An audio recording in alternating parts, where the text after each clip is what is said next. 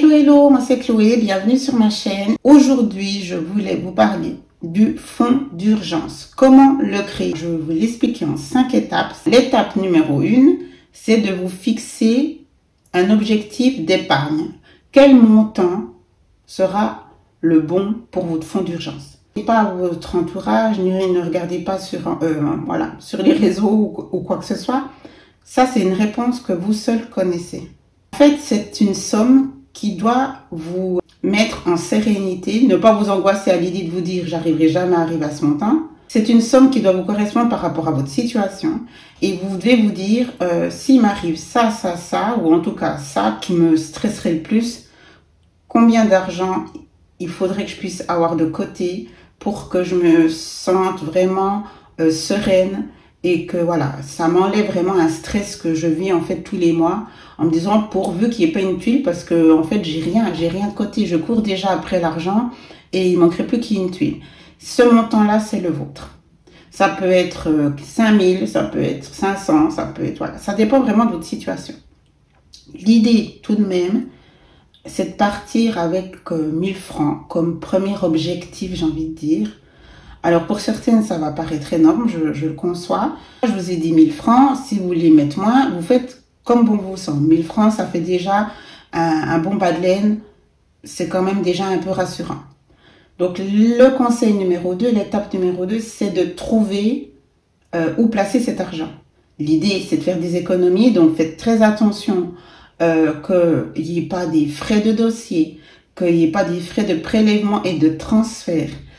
Donc, il y a les comptes épargne en ligne qui peuvent être intéressants.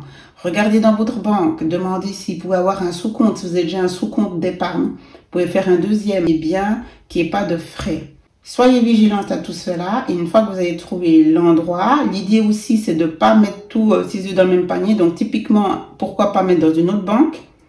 Ou alors, comme je l'ai dit avant, un compte en ligne. C'est un compte dans lequel vous n'allez rarement, voire jamais toucher. L'étape 3, le conseil 3, c'est d'automatiser tout ça. C'est comme pour l'épargne, pour celles qui peuvent se payer en premier. Il faut vraiment que ça soit un ordre permanent. Comme ça, on sait que l'argent, il est parti et on le touche plus ou très rarement. Là, pour votre fonds de secours, vous devez faire la même dynamique. Comme je vous l'ai dit, en fait, vous prendrez le temps qu'il vous faut.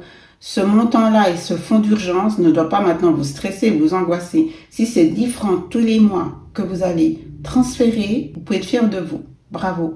Gardez bien les frais parce que si sur 10 francs à chaque fois vous payez des frais, parce que c'est pas la même banque, etc.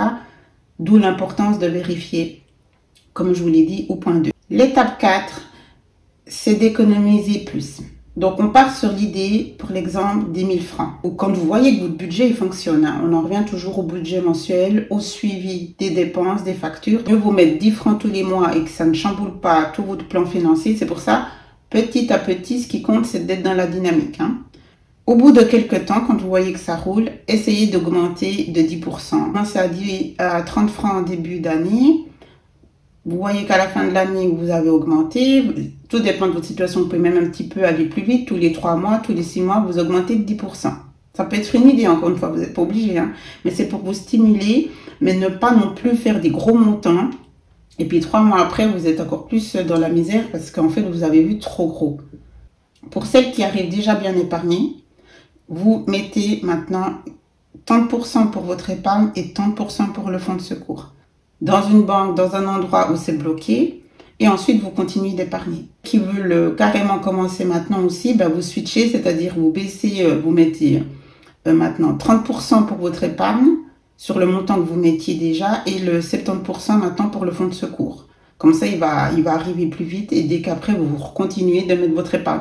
Parce que dès que vous êtes arrivé à votre montant de sérénité, le montant qui vous correspond dans votre situation pour vous dire, quoi qu'il arrive, j'ai ce montant-là, vous n'êtes pas obligé de continuer d'alimenter le fonds de secours. C'est pour ça qu'il faut bien distinguer. Vous pouvez le faire, tant mieux pour celles qui peuvent, mais vous n'êtes pas obligé. C'est vraiment le fonds de secours pour la grosse tuile. 5e étape, 5e conseil. Alors, encore une fois, ce sont des chiffres. L'idée, c'est de se dire, ce fonds de secours peut m'aider à tenir par rapport aux situations, aux aides, etc. de chacun de vos pays. Et bien voilà, il me faut ce fonds d'urgence pour ça. C'est important d'y penser. Mieux vaut prévenir que guérir. Voilà. Donc, c'est un peu ça l'idée. Alors, dites-moi ce que vous en pensez pour celles qui arrivent épargnées, pour celles qui... Comment vous vous sentez maintenant avec ces conseils que je vous ai donnés? Et ça vous donne l'envie de commencer? Merci de m'avoir suivi. Je vous embrasse. N'hésitez pas à vous abonner. Ciao, ciao.